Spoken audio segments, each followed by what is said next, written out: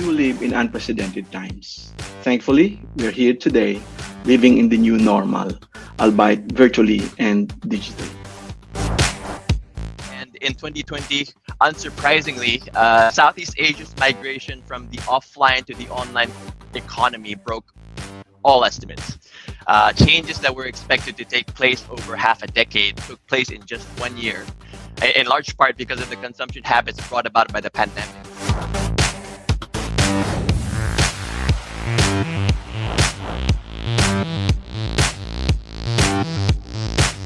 If we fail to effectively address and mitigate accelerated climate change now, it would cost us so much more.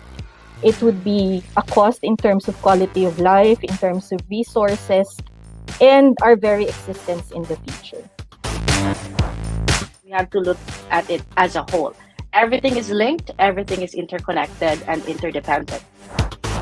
We have a very strong point of view that the future of jobs really in this digital economy, which now all of us are getting exposed to.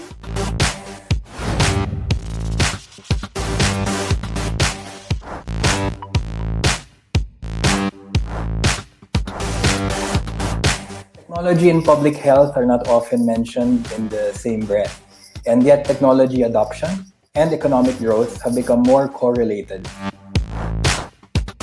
This could be a time when the unicorns of tomorrow are being founded.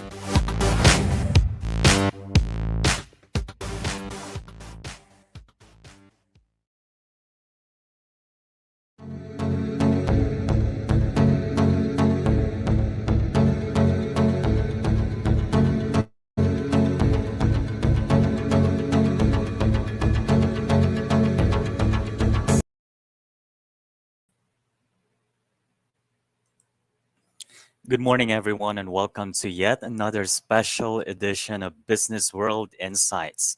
This is RJ Balinbin, your host and moderator for today's session.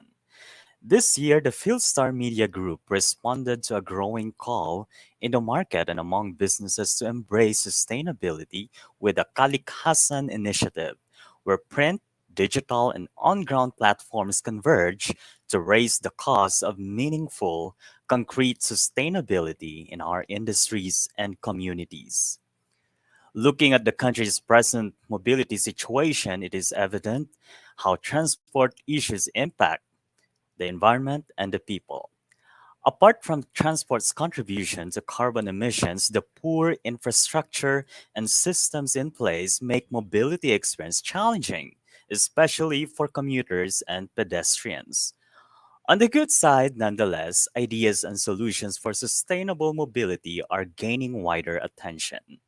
Making it possible, however, would stipulate a significant shift in the transport systems. This would involve various developments to make way for and sustain solutions to improve the inclusiveness and efficiency of mobility, such as electric vehicles, increased accessibility and availability of public transport, and safer spaces for our bicycles and pedestrians, among others. That and more will be answered by our mobility experts joining us today in this discussion's theme, Making Way for Sustainable Mobility. We will be hearing from our speakers one by one before moving to the free-flowing panel discussion. We'll take questions from you guys there on, so better take notes, jot down your questions, and send them in through the comments section below. Now, without further ado, let me introduce our speakers. Our first speaker is Mr. Jolan Formalejo, Vice President for Inventory Generation of Boydes Infracapital Economic Estates. He serves as, he spearheads various groups such as project development, land acquisition, permits and titling, technical planning, and construction management. Mr. Formalejo has over 19 years of project development experience from both local and international developers. Among the projects where he managed the design, construction, and operations is the master plan for around 17,000 hectares of combined township areas, which include Lima Estate, West Cebu Estate, Mactan Economic Zone 2 Estate, and Hamila Coast in the Philippines.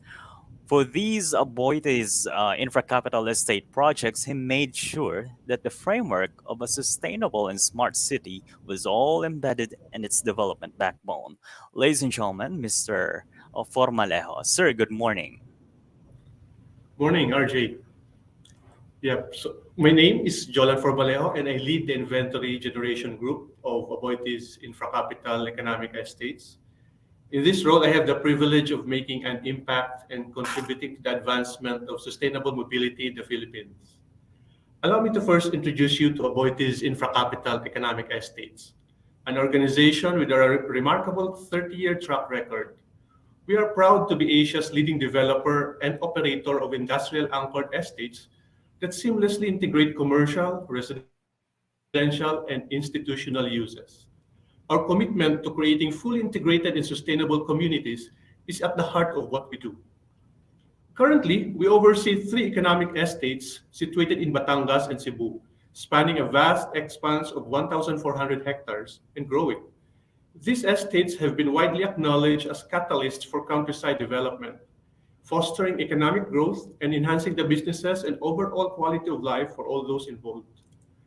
One of the most remarkable aspects of our estates is the trust placed in us by over 200 locators and investors, creating a countless opportunities for over 100,000 employees. By utilizing the PEZA and NEDA multiplier, the positive impact of our estates extends to approximately 1 million individuals, making a significant difference in their lives. Our economic estates are located in Luzon and the Visayas and include Mactan Economic Zone 2, a 63-hectare PEZA registered zone adjacent to the Mactan Cebu International Airport, West Cebu Estate, a 540-hectare PEZA registered zone and known as the shipbuilding capital of the Philippines, and lastly, our largest project, Lima Estate, an 800-hectare PEZA registered zone in Lipa and Malvar, situated at the heart of Calabarzon. While we are proud of our track record in industrial development, we also realize that our leadership comes with a responsibility to uphold best practices in environmental management, social responsibility, and good governance within the economic estates and its surrounding communities.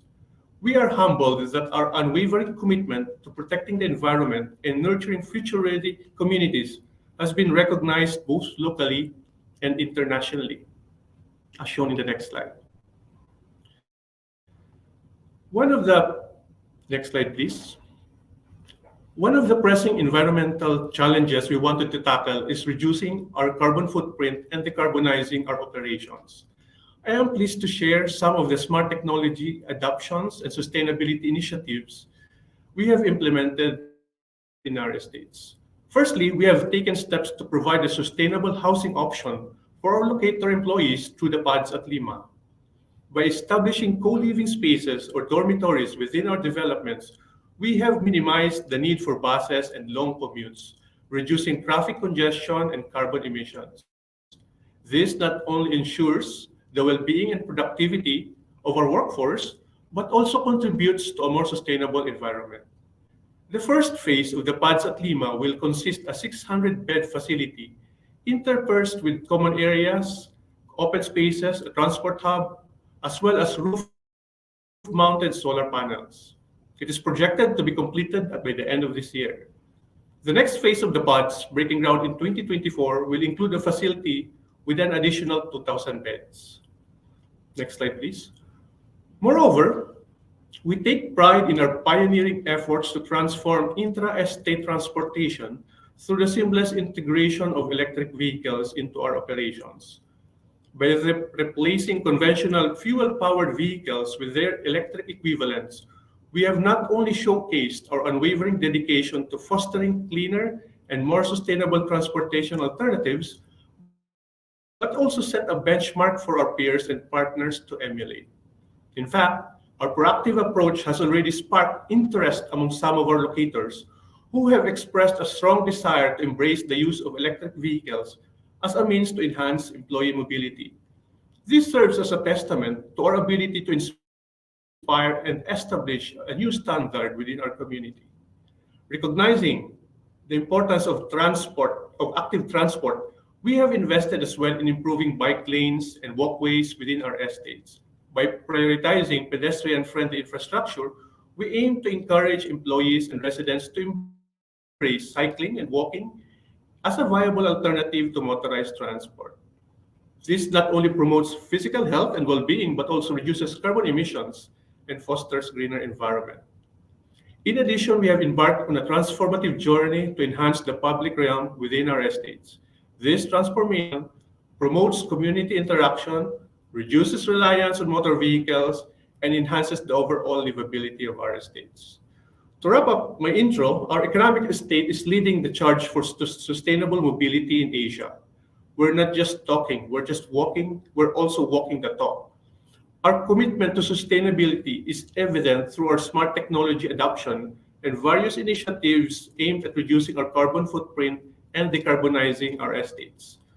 By providing sustainable housing, embracing electric mobility, improving active transport infrastructure, and transforming public realms, we're setting the stage for a greener and more livable world.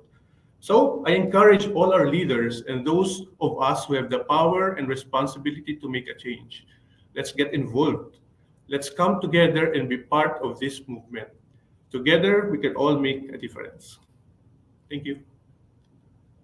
Thank you very much, Mr. Jolan, for sharing how the AIC is decarbonizing its operations. Now, next is Mr. Edmund A. Araga. Mr. Edmund Araga is the president of the Electric Vehicle Association of the Philippines, the official organization of some major players in the country's EV industry. As EVA president, Mr. Araga represented the EV industry in the Senate hearings on the bill titled An Act Providing the National Energy Policy and Regulatory Framework for the Use of Electric Vehicles and the Establishment of Electric Charging Stations. He also advocated at both Congress and Senate for the passage of the Electric Vehicle and Hybrid Incentives Bill for granting fiscal incentives for both manufacturers and users of EVs and hybrids.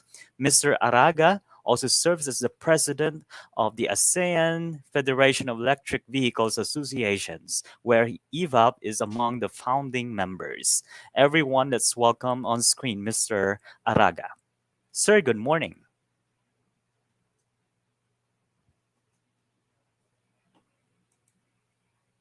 Let's unmute Mr. Edmund Araga. Sir. Hello. Yes, good morning. It is my pleasure and honor to be one of the resource speaker on this very significant program. On behalf of Electric Vehicle Association of the Philippines, we would like to take this opportunity in letting the public know that as an EV advocate for more than 10 years, one of our programs in addressing improvements on public transportation on a systematic and environmental friendly approach. By establishing electric vehicles for public use, we at EVAP, a non-profit organization, has been collaborating with different government agencies such as Department of Energy, Department of Trade and Industry, Department of Science and Technology, Department of Transportation, through various programs that would help ignite the use of e-vehicles in the country. From manufacturing to assembly and as to complete the supply chain in developing of the infrastructure of the industry, establishing regulations and standards in gaining confidence to consumers and investors are key to proliferation of our industry. With more than 60 members, 14 local manufacturers, and then there are multinationals manufacturers from in the Philippines and 10 academic chapters. We at EVA solidifies the significance of electric vehicle industry in the Philippines. Thank you. All right. Thank you very much for sharing what you're doing at EVAP, Mr. Araga. Now, our next speaker, Aside from being the director and founder of the National Bicycle Organization, Benedict L. Camara is the founder of NBO Bike Lessons, a program that has taught over 9,900 people how to bike as of July 2023. Mr. Camara has a long term partnership with the Bonifacio Global City, Robinson's and Ayala Land in grassroots development and education on cycling and other non motorized forms of transportation through the NBO bike lessons and push bike racing for toddlers programs.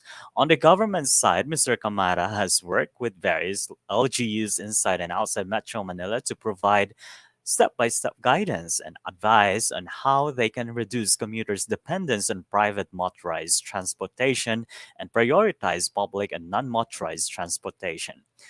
Welcome, Mr. Camara. Sir, good morning. Hello, good morning to all the viewers of Business World and to all our distinguished guests in the panel. So, thank you for having me here. It's an honor, and I'm flattered because we're not a business, no, we're really just a bicycle organization. Um, but I'd like to introduce ourselves and share what we do, no, for the benefit of everyone. So you know what we do as a bicycle organization. So next slide, please. And so if you could please play the video, no, that's a video of us doing our bike lessons. Okay, next slide. Yeah. So since 2015, we've taught over 9,900 people how to bike as of July 2023. Next slide. So we're behind the Proclamation 1052, the annual National Bicycle Day. We've been lobbying for it since 2016, and finally it got passed in 2020. Next slide. Yeah, we work with MMDA, no, ever since the MMDA Bike Lanes Patrol Office was started. Next. We work with DNR on a lot of environmental activities that also promotes sustainable transportation. Next slide. We also work with the law enforcement agencies to promote a healthy lifestyle through biking, which also promotes the use of bicycles and sustainable transportation. Next slide. And just recently, we started working with the Department of Tourism to develop bike tourism for the Philippines. Next slide. We work also with the LGUs, no, not just on top. We actually, this one I like it very much, that we work with all the way to the ground level. So these are some of our recent activities, no, doing educational activities for toddlers, and some of our members who are going to the barangays to entice the barangays, no, to do bicycle education for toddlers in the barangay. Next slide. We also work with the private sector, as mentioned earlier. Weekly, we have educational activities for toddlers and adults in BGC, Robinsons, and Makati, in the Makati Central Business District. Next slide. We also do a lot of advocacy work before, especially with the LGUs. No? So like the first 100 kilometers of bike lanes on MD bike roads was outlined in 2019 in Quezon City. Next. Okay. We also work with the PWD sector, no, to introduce biking to the kids. This actually, we're surprised, no, that doing these activities helps them focus on something and helps with their mental health also. Next. We do a lot of free consultations with LGUs. So these are just some of the many countless consultations we've done, like in Naga City in 2016. As everyone knows, Naga now really took it to heart and is one of the most bicycle friendly cities in the Philippines. And then this is us presenting in 2018, no, the City Bicycle Development Guide we made. Next slide. So just more of the consultations, like the Cagayan de Oro we presented the bicycle development plan. No, with this one was in cooperation with the Chamber of Commerce, Climate Change Commission, and PBE. And basically, we present the bicycle development plan to whoever will come and listen to us. So those are just some of the few things we do. It's really a lot of activities going on behind the scenes, but somehow we manage, even though we're not a business. So that's our introduction. Thank you. Wow. Very interesting and good job on promoting cycling, Mr. Kamara. All right. So completing our panel today is Maria Cristina Fe, Tini, and Arevalo, who has been with Toyota Motor Philippines Corporation for 33 years now, having handled various functions in human resources, corporate planning, government and industry affairs, IT, marketing, and new mobility business. Ms. Arevalo was responsible for setting up several organizations and businesses within the company, such as the Samahang May Bahay ng Toyota Cooperative, Tulungan, Network of Toyota Employees or T-Notes, TNP's School of Technology, and most recently the TNP's new subsidiary, Toyota Mobility Solutions Philippines Incorporated, where she serves as its president and CEO. Good morning, Ms. Arevalo. Good morning. Good morning, everyone. Good morning, Business World Yes. audience. So Yeah, for your opening statement, ma'am? okay. Well, um, transport issues in the Philippines seems to be an endless challenge for all of us, and everyone experiences daily struggles in terms of mobility in transportation.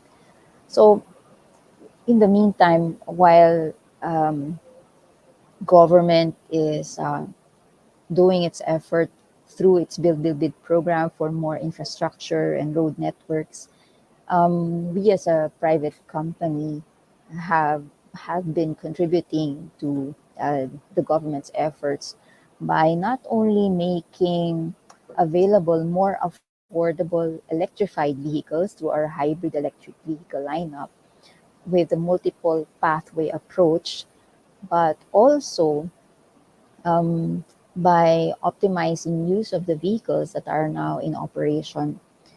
So recently, Toyota Motor Philippines established its subsidiary called Toyota Mobility Solutions Philippines. We are the first of its kind mobility arm in the Southeast Asian region, and we help advance businesses and local communities with a suite of technology and data driven solutions that can help improve productivity, efficiency, and increase business profitability. So, our vision is actually to create a safe and comfortable mobility society for all, contributing to quality of life in the Philippines. And to do this, we are serving as a one stop mobility solution provider. Now, allow me to share with you the um, services, the range of services that we are offering in order to improve or to provide data driven solutions for the use of our assets or vehicles. We can categorize our services into two. One is mobility for people, and the other is mobility for goods and asset management. Under mobility for people, we have My Toyota Shuttle PH. We actually have ride sharing apps. It's a booking app that automates shuttle service administration. And we also have Toyota Rent a Car. Um, Unlike the traditional rent a car business, you can book a vehicle online and you can also unlock and lock the car using a digital key. Okay. So it's a 24/7 service and you don't need a person to attend to you during the time that you need to get the vehicle. That's an option that we're offering our customers. And then we have this Quinto One business. We're promoting usership platforms. So not everybody wants the headache of owning a vehicle. So we do offer a full service operating lease, whether for companies or for individuals. for hassle-free usership. So all you have to do is just ride the car, drive it, and use it, and enjoy the experience. Now, under mobility for goods and asset management, we have the logistics matching service, where we digitalize logistics planning and operations by matching shippers and logistics providers through an app.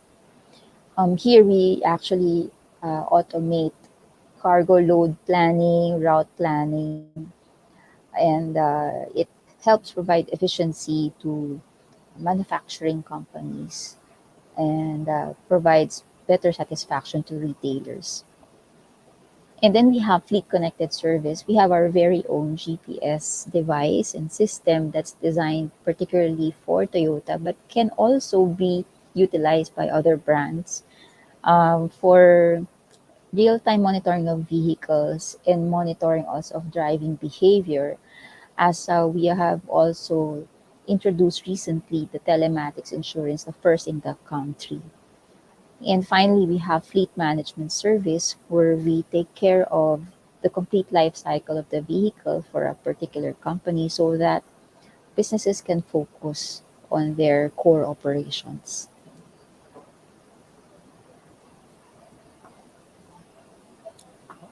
All right, thank you. Thank you very much, Ms. Arevalo, for introducing us the TMSPH.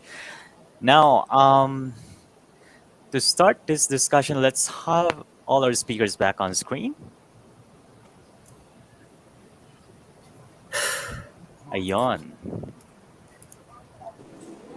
So good morning again, everyone. Let's keep this free flowing. Please feel free to chime in if you have insights you'd like to share. I know you have a lot to say. Now, to start, let's look at the macro picture. The first question is, can you share with us your perspective on the current efforts and policies being pursued in the Philippines to promote sustainable transport? Who would like to start? I think Mr. Araga has a lot to say. Hi, Okay. Sir Edmund. Yeah. Hi, Sir RJ. With the advent of Republic Act 11697, or Electric Vehicles Industry Development Act, it is our gateway on establishing the regulations and standards, in particular with the making use of EVs in the Philippine setting, no? And that it helped boost on setting this thing up. That shifting into electric would be one of the options in diversifying the number of vehicles. And where in fact, globally, that is the direction of the auto industry. Um, Not only here in the Philippines, but on a global aspect. In that in terms of regulations, that is really needed for it to have a trusted confidence for the investors and for the consumers on having to do with making use of the EVs, and that addressing concerns even on after sales protection as to safety concerns, all of it are being addressed through this VDA. No? And with this, through the efforts of leading the way of Department of Energy through Comprehensive Roadmap Electric Vehicle Industry, or CREVI, together with the other departments such as DTI, uh, DOST, DILG, ENR, they work hand in hand and having an assigned task to fill in for it to support the infrastructures in the setting up of the industry for the Philippine sector. So uh, we are very happy to have this in our Philippine setting, and that it makes it more fruitful that uh, although we are far behind from other countries, we have these regulations that is put in place. So at least we have something to look forward to in terms of establishing it from ground up. No? And that we would like to check whether that this assurance of the investors and assurance of the commuters would be at par on this type of bill. Wow, thank you, Mr. Arevalo, for yeah, your organization has been championing the use of e-vehicles in the country. I've been monitoring that, and from our other speakers who would like to share insights from Yeah, Aboitis. Yes. 5A. I agree with Sir Edmund. No, we are excited as well with RA 11697 full implementation, wherein 5% of government and corporate fleets will be electric vehicles, right? And 5% of the parking spaces will be EVs as well. And all parking spaces will have elect EV charging stations. So in Lima, for example, we have converted already 100% of our shuttle system into electric vehicles.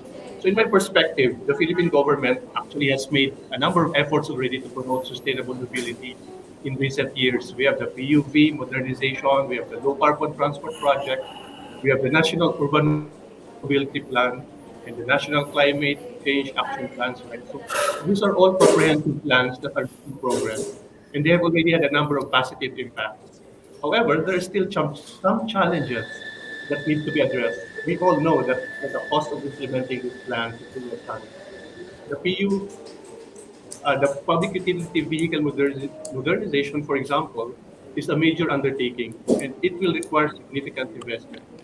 The government will need to find ways to finance this plan, and it will need to make sure that the benefits of these plans outweigh the cost. Another challenge is the need for public support. These plans will only be successful if they have the support of the people.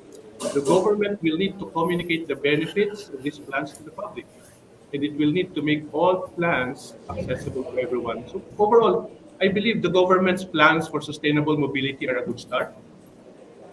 These plans are ambitious and forward thinking, and they have the potential to make a significant impact on the country's transportation system. However, there are still some challenges that need to be addressed. If the government can overcome this can make Philippines a more sustainable and livable state. That's my view. Okay, thank you, sir. Now from the Toyota Mobility Solutions, Ms. Arevalo.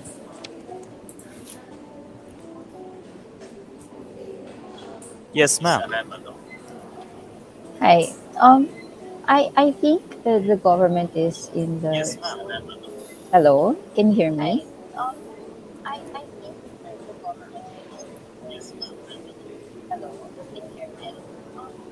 Okay. I think we're in the right direction of promoting sustainable transportation through electrification. However, I would like to say that we, I think we need to be clear about the meaning of carbon neutrality. As we all know, um in relation to electrified vehicles itself, um, we do rely so much in the Philippines on um, coal as a source of power or energy. And our pursuit should be real carbon neutrality um, with fully electrified vehicles but relying on coal based power. I don't think we are going to be able to achieve carbon neutrality per se. So that is why in Toyota we do believe in the multiple path approach. Um, Given the situation in the Philippines where infrastructure is not yet ready, our power source is so coal based, heavily coal based, um, we need to give more options to the people to utilize electric vehicles or hybrid electric vehicles in the meantime while we are waiting for infrastructure to be fully developed and alternative sources of power can be available.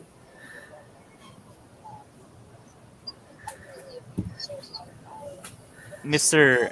Thank you very much, Ma'am Tini. I think Mr. Benedict Camara has a lot to say. Yes, sir. Yeah.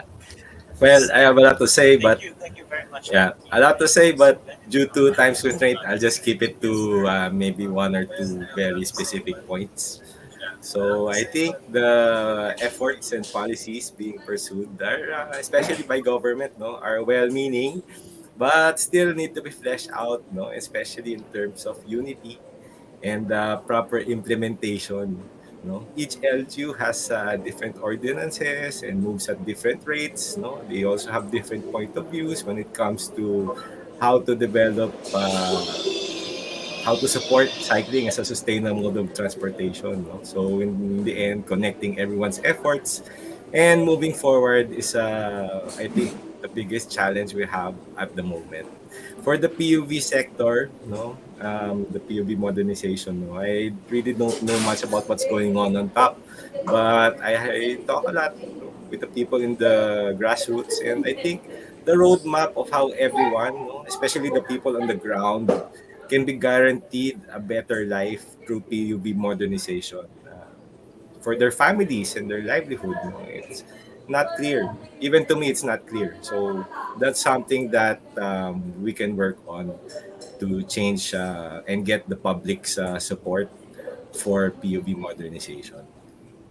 All right, Mr. Benedict. But you've been training or teaching a lot of people how to bike.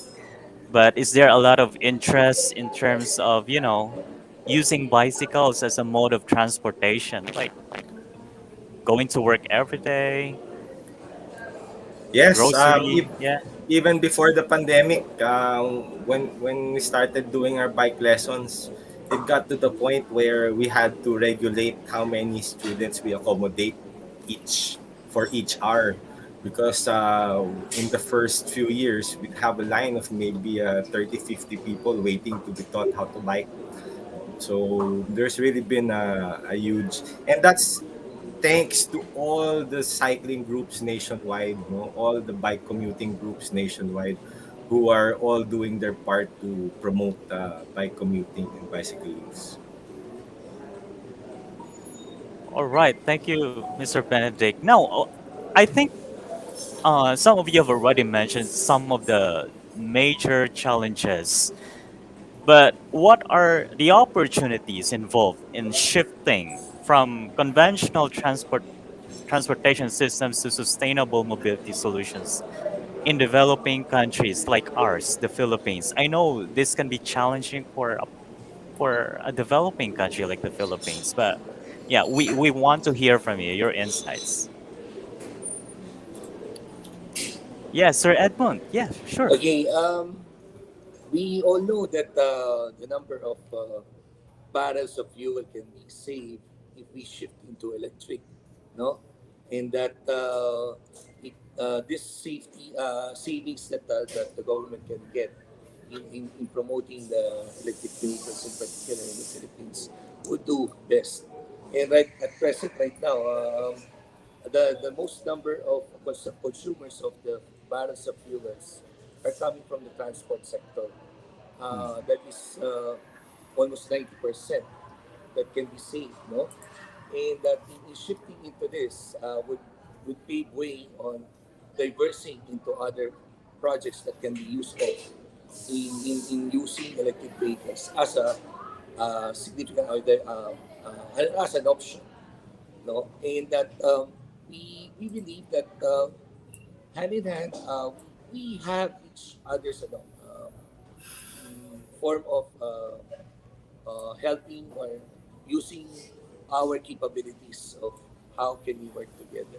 But apparently, in terms of how to educate people on what would be the benefits of it, it's really challenging in that how can we address issues concerns on simply because of the range anxiety, simply because of charging stations at days that are needed, and in that these are all being studied and being taken upon.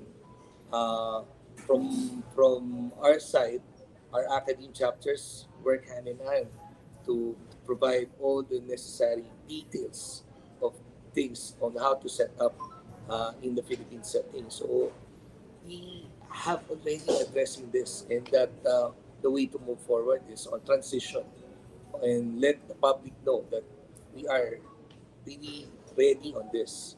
However, like what Sir Benedict is saying, bicycles also is one form of diverse uh, transportation that I too is a user of a bike, no? And that it helps me to to be a significant individual and making use of bike instead of other types of vehicles that can emit carbon footprints. No? I think you've mentioned this in your introduction, but where are we exactly now, Sir Edmund, in terms of e-vehicle adoption? Okay, Do we have a lot of yes. e-vehicles already? At Yeah. present, there were about 19,934.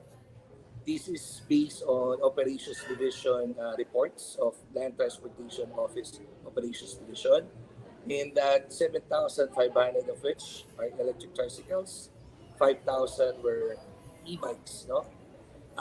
And the rest are bus, uh, public utility vehicles or jeepneys, and others, e-cars, no? And at the same time, there were about 330 charging stations, AC and DC charger combined with swapping stations, no? So this is our current setup in the Philippines setting. However, upon checking last week, there were additional 1,000, of which 1,000 of which is only coming from cars or in the SUVs, in particular of the hybrids, because hybrids were proliferating the market or starting to build up because of the concern of the exemption, no? In terms of color coding exemptions.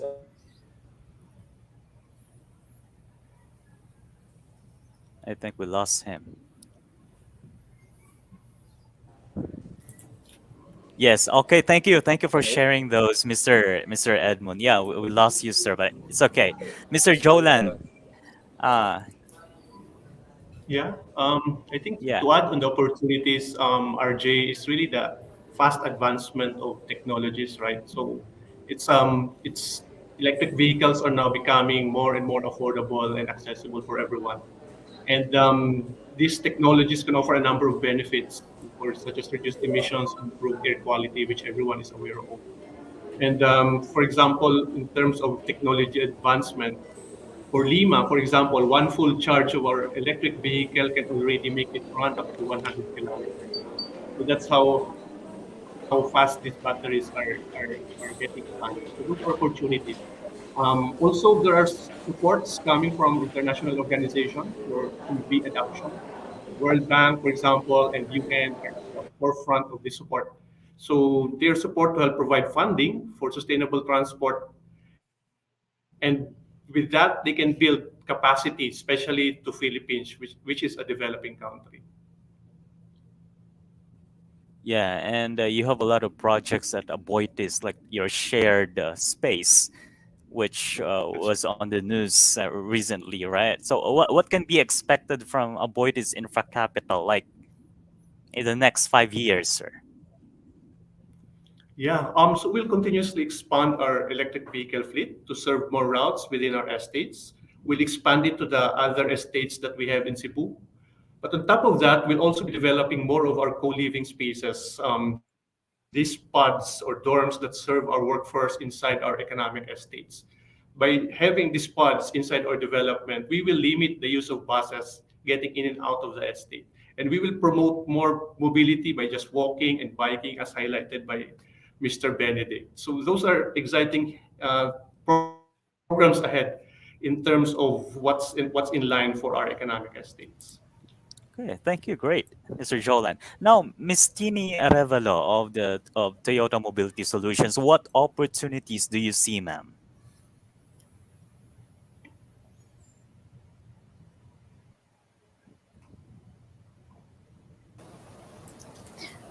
Um, well, aside from, there are many now using electrified vehicles. And out of maybe the total market since 2019 of electrified vehicles is around 7,000 units already. 50% of that comes from Toyota. And I think it's because we offer the widest range of hybrid electric vehicles, which are now more affordable. The biggest challenge to motivating people to use electrified vehicles is letting them find the value in it, no? And I think we saw an increase in the usage of electrified vehicles when gasoline prices increased so significantly uh, last year. So more people saw the value of electrified vehicles, and hybrid became a very um, suitable option because you don't need to have uh, a, a separate charger for your battery because hybrid vehicles of Toyota are self-charging. So there is really a decrease in carbon footprint as an effect. And the vehicles are more affordable, more commonly known to people. Now, now the other opportunity that we see is for people to see usership and group sharing platforms as an alternative as well. Um, we we don't really just espouse on, you just keep buying cars. If you need to be mobile, you need to buy a car, but actually you can opt for usership platforms, so you can do group sharing, ride sharing, um, and use more technology to become more efficient in your transport needs. The government has to also have to update their policies. Earlier, about the bike lanes, promoting biking, I completely agree with that. Um, it's it's not only sustainable but also very healthy for people to go for biking. However, I see a grave concern about safety because there are many areas where biking is still not safe and poses a lot of danger to the pedestrians. So I think that is something that the government has to seriously look into if we want to have a holistic, sustainable program for mobility. Great point, Miss Revelo, on the safety matter. Now, I think Mr. Benedict has something to say about that because he's involved in biking. Now, okay, let's talk about policies here, Mr. Benedict. So, how do you react to that? Miss Tini said there are areas in the Philippines that are still not safe for biking. So, what do we do? Yeah, so I'd like to first address the part about the challenges. No, um, it's been really talked about ever since before. The three major challenges that all go hand in hand, which is infrastructure, cost, and policy. And these go hand in hand because infrastructure has a cost, and the cost will have to come from policy because the budget will have to come from somewhere, and all of this takes time. That's why for us we just do what we can on our own to reach out, no, even to the grassroots level of teaching people one at a time how to bike, going barangay, and things like that, no. Other challenges that we face, actually, aside from those three, because those things are things for people up there to talk about, is yun nga, the lack of protection, because culturally motorists see cyclists as nuisances. No, it's like we're not allowed to be on the road. No? So even now that there are some bike lanes, no, motorists just don't respect the space. They still take it up. They still, even the protected ones, they clog it up. And of course, there's still a big lack of adequate facilities for end of trip destinations, not just for the public offices, but even for a lot of private offices and buildings. And these are things that actually we can do without policy and with just a little budget, no, can implement this parking and end of trip facilities. easily. This will really have a big impact to helping people bike commute because it's really discouraging no to bike commute if it's if culturally we don't respect bikers no kasi the perception is it's dangerous to be on the road. Tama, it's dangerous no kasi parang sometimes iniipit pa people iniipit kami ng motorists no, so even families stop people who want to try to bike commute no because they're scared for their family members life. And of course it's discouraging to bike commute na when you go there there's either no bike parking, or if there is a bike parking, it's far, it's open, it's not protected, then you're not sure if you go back if your bike will still be there. But So yes, sir. But what do we do with those roads that are already too narrow, and we allocate another space for bike lanes? We are yeah, complaining about the safety, but yeah, some roads are too narrow for bike lanes. So how do we yeah. balance that? I know that's why I said no when it comes to infrastructure policy and cost no this all takes some time. That's why I don't want to complain about oh there are too narrow roads. I'm really more appealing to everyone to be kind to each other on the road. You know, um, cyclists don't really demand that oh this lane is ours. No, just give us some space and respect our space. Don't Huwag nyo naman kaming ipitin while we're on the road. But when it comes to the policies that are going on, yun nga, I mentioned, no, they're slow, and it will take some time. Right now, if we talk about that na, oh, it's too narrow, so wala na, let's just give up. No? It can't be like that. Eh. There's really a lot of discussion for that. And right now, I'm really appealing to everyone, no, Yeah. just to do what we But can to help each other. what specific policy are you really trying to champion, Mr. Kamara, to address the safety issues? Um, since the beginning, no, the most practical and fastest thing we can do is bike lanes. Even just putting the bike lanes for me is a triumph, no, because it starts to indoctrinate society into biking, no, and that bikers cycling is an important part of our transportation. And the second is bike parking facilities. Hopefully, government offices and private buildings can put bike parking so that it will encourage people to start going, taking biking trips to wherever they have to go. Okay, okay.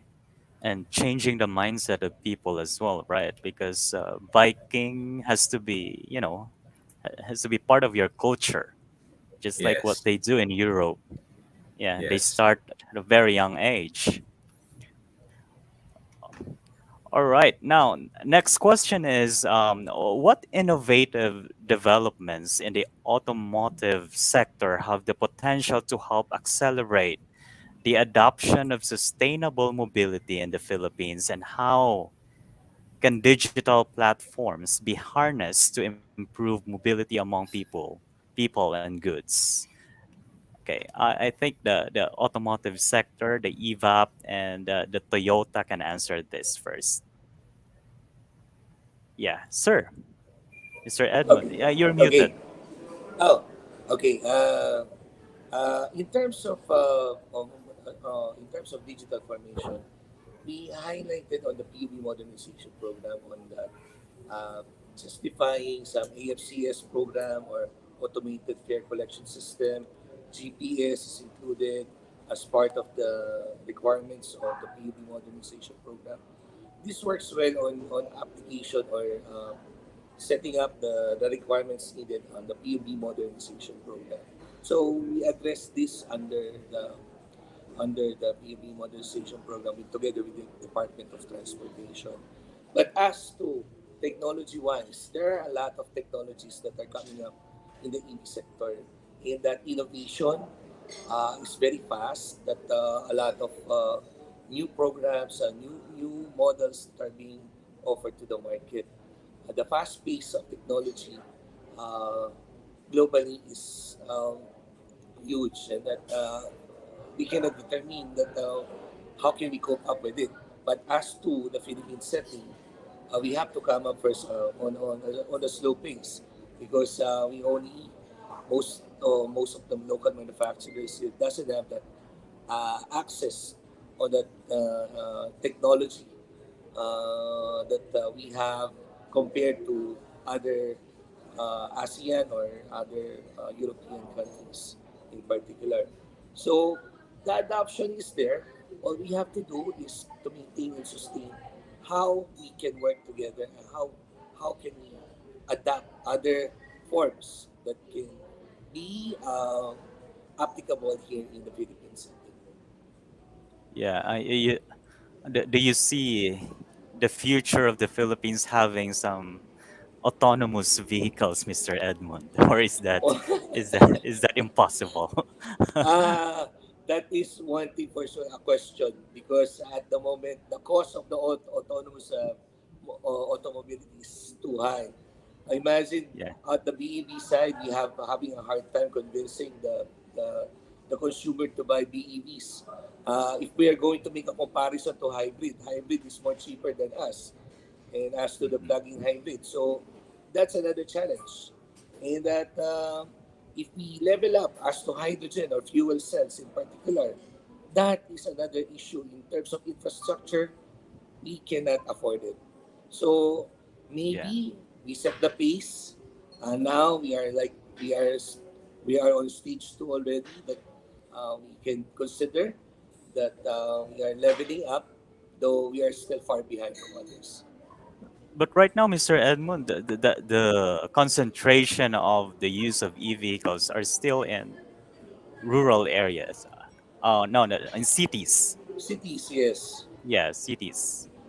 Uh, We still don't have infrastructure in outside the the rural cities. areas, that's another challenge because in terms of Yeah, power supply, no, yeah, though we can make use of alternative in terms of using solar panels or other forms of renewable energy, and that city ordinances or the support from the local government units would be way on developing it further as to introduce electric vehicle.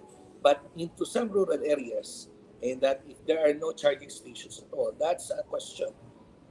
Why yeah, would you place an electric? Why would you use an electric vehicle on rural areas that you cannot charge it at a certain area? That's a yeah. challenge. And for the Aboitiz infracapital, they have their own community, which has which has the charging stations, right, Sir Jolan? Is that true? That's right. So for And it's private in companies like Batangas. us, yeah, it's in Batangas. That's right. So actually, for private companies like us, the best we can do is really adoption to serve as example, right, to demonstrate these capabilities of electric vehicles. And as you mentioned, these charging stations must be visible and available for EV cars that will also get into the estates. And I think in terms of technology advancements, there's a lot of things happening already, right? So, for example, for Lima, as we transform into a smart estate, we make sure that we are advanced in terms of sustainable mobility, in terms of accessibility, in terms of information. So we have RFID access cards used inside these electric vehicles, and we are also capable to have an application wherein we can monitor where these EVs are, and it can be an app and a card that can be available as well with those that stay in our pods or in our dormitories. So they will know exactly when to leave and what time will the TVs get into their vehicles. It's access to information and through technology. That's something that is very innovative. That's happening in other parts as well. But for Lima, since we are really transforming into a smart estate, we want to be as much as possible provide this convenience as early as we can for everyone that drives inside our facilities.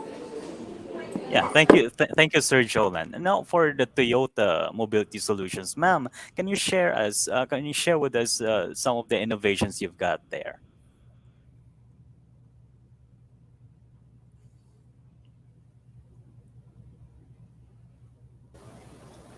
Okay. Well, just to inform you, Toyota has a commitment to carbon neutrality by the year 2050. Seems like a long, long time, right? And our aim is to achieve net carbon zero in manufacturing operations by 2035.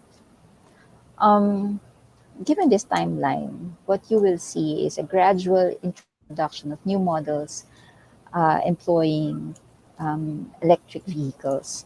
And as you know, Toyota supports all XEV technologies, including hybrid, battery electric, fuel cell electric vehicles, all of which will play a role in the future. But what we are doing now is providing a variety of options to people, uh, not necessarily constraining ourselves with what is the available technology and then narrowing down the scope to the customers. What we're giving is a number of choices which are sustainable and practical for our customers according to their varying needs. Um, on top of that, on top of electrified vehicles, we are promoting the use of our uh, group share or group ride share uh, platforms, usership platforms. As I said, we would like to treat mobility not equate it with a vehicle, but mobility as a service. So we can still do our daily mobility needs by sharing a ride. And I know this may pose some like security issues on the part of some people who are very sensitive with that. But there are ways to make this like exclusive to a particular community, to a particular company. So in a sense, we are trying to contribute to reducing the cars on the road by making asset utilization more efficient through our applications. Wow, fantastic. Now, this will be my last question. So let's talk about culture. Let's talk about changing the mindset. What strategies or interventions can be implemented to effectively address the social and cultural factors that influence the adoption of sustainable mobility in the Philippines and drive behavior change. Mr. Benedict, I think you're facing a lot of challenges, in terms of convincing people, hey, it's okay to, bike. It's doable. So, what kind of intervention, what kind of approach do you try to employ to convince people? Yeah, we take the talk to everyone who will listen approach. We don't mind if we're talking to the top. We don't mind if we're talking down to the barangay level. We like even our whole bike lessons, no, the whole thought process behind our bike lessons, because we already talked with the top, and for us, our whole reason behind bike lessons is that we're making more bikers, so that one day these kids, these people, these teenagers, they'll grow up and they'll be in position, whether government or private sector, to actually be sympathetic and really push for the changes. But I'm really happy with everything that's going on right now. You can see the efforts of the whole cycling community, everyone trying to do advocacy work. Um, yeah, so there. Yes. And thank you, Mr. Benedict. Good point. And for Mr. Edmund, for the e-vehicle sector, what do you do? Well, we continue to educate people on making use of alternatives such as a battery electric vehicle or plug-in electric vehicle to capitalize on the regulations that are being placed right now.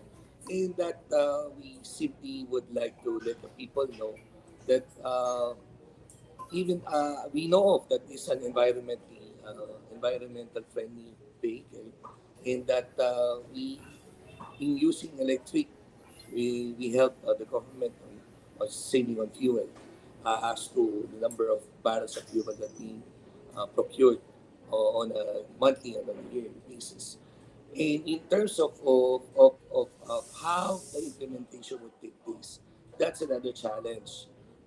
We are we're asking for the local government units from the national level and together with the private sectors involved to to really look into this idea of switching it, making use of BEVs. And application is really at part. You really need to see the benefits of making use of electric vehicles. Okay, great, Mr. Araga. And for Mr. Jolan Formalejo of Aboitiz Infra Capital. Sir. Yes, I agree with Edmond and Benedict. It's really about promotion and education, no? The use of sustainable mobility. For our estates, for example, we have this annual award for best in sustainable practices that we give to the locators that really employ a lot of sustainable programs. And part of our program is to really promote the use of these electric vehicles because, for example, one vehicle that we have, for example, it can save 80,000 kilometers of in a year in terms of as compared to a fuel-fed vehicle. It can save 40,000 kilograms of carbon dioxide. It can save 65 kilograms of particulates emitted in the environment. And not only the technical side of it, but the heart of it, right? So if we all know that comfortable commuting experience means better productivity at work, I'm sure everyone will agree, and more active time with your kids when you reach home, right? So these are non-tangible benefits that from this productivity at work and more time with your family. The, the benefits are endless. And of course, if public transport is convenient, they would not aim to buy their own cars anymore, right? So they would, and which, by the way, constitutes 98% of registered vehicles in the Philippines, the private cars, and which, by the way, is 85% of the emitted particulates in Manila. So by providing electric vehicles, it's air conditioned, it has media, it has Wi-Fi, it has spacious. People would prefer more to ride in our public vehicle. So I think these are the things that we educate, we convey to everyone, and I'm sure the rest of the industry will also follow. Will also follow. Great. Thank you, Mr. Formalejo. Now for the Toyota Mobility Solutions, Ma'am Arevalo.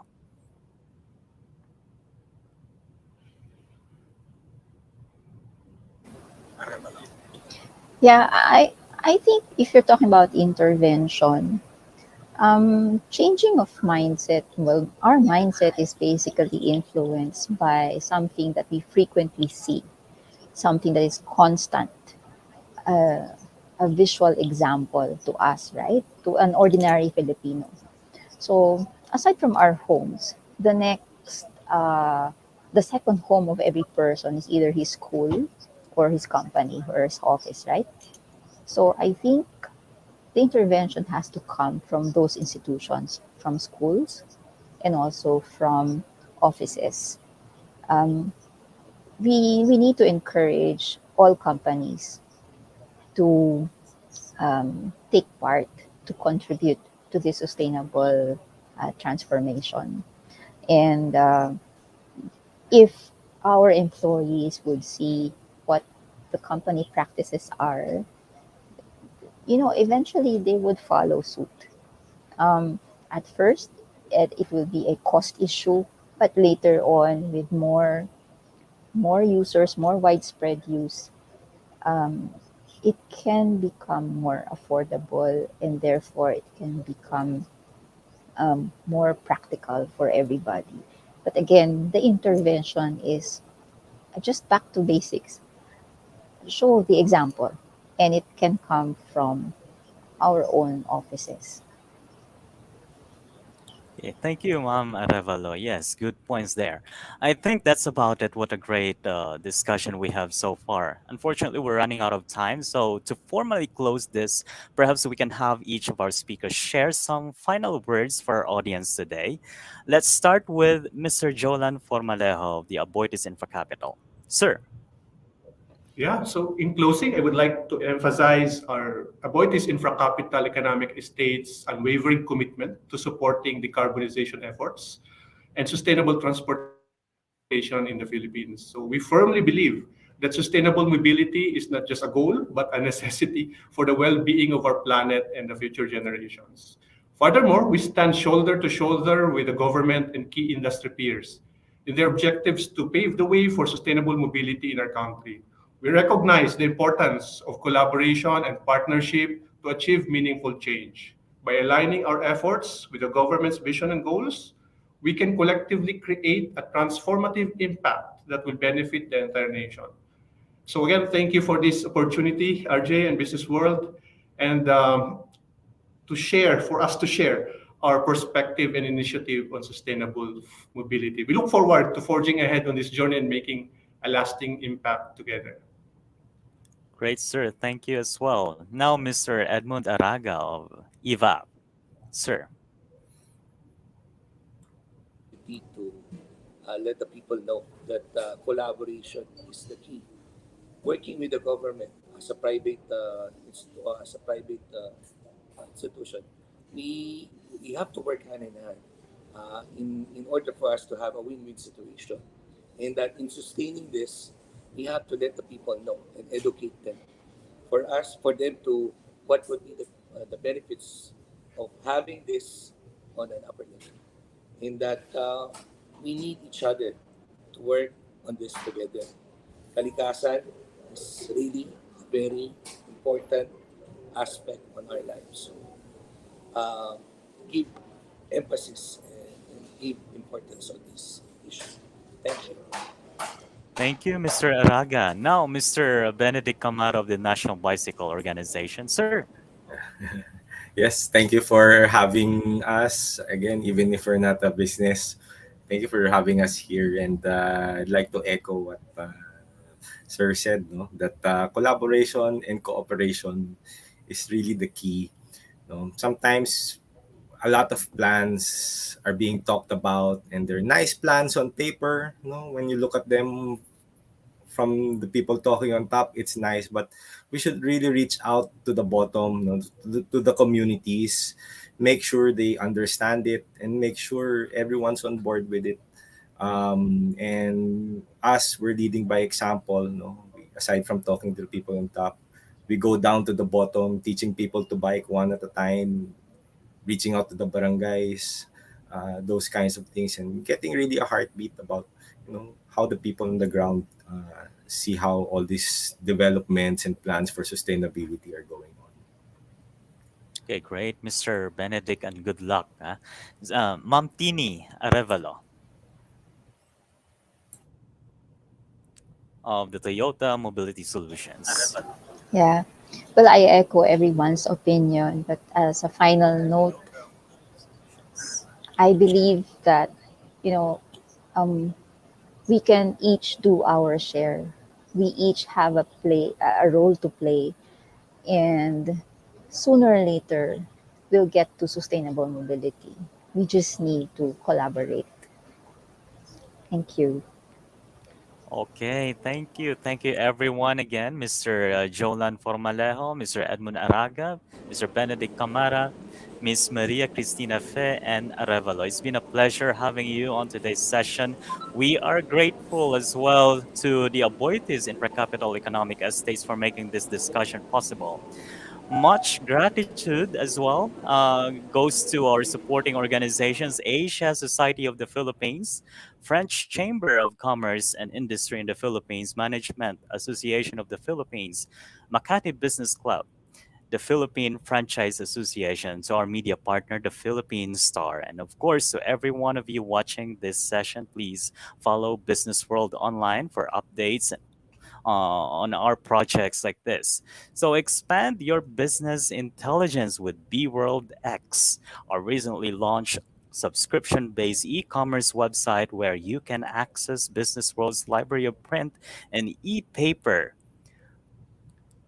special reports, magazines, conferences, and webinars like Business World Insights, plus exclusive content you can only get from the Philippines' most trusted and award-winning business information source. Visit and sign up now at www.bworld-x.com. Once again, this is RJ Baninbin, and this has been the Business World Insights.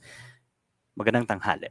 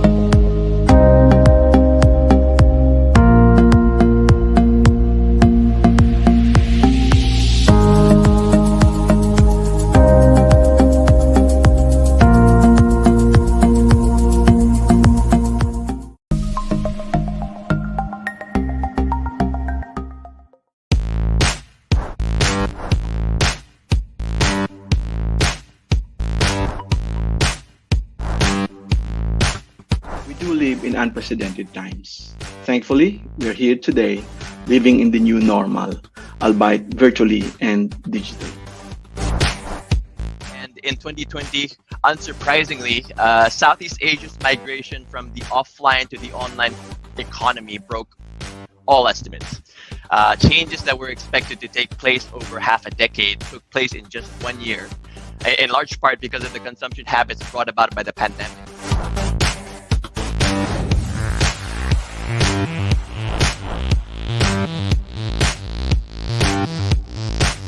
If we fail to effectively address and mitigate accelerated climate change now, it would cost us so much more.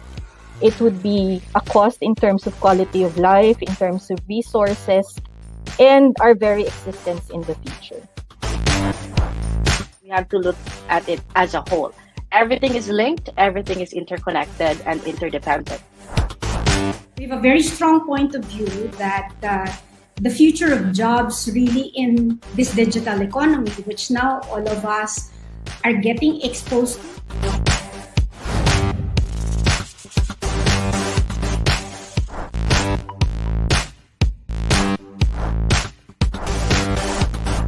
Technology and public health are not often mentioned in the same breath, and yet technology adoption and economic growth have become more correlated. This could be a time when the unicorns of tomorrow are being founded.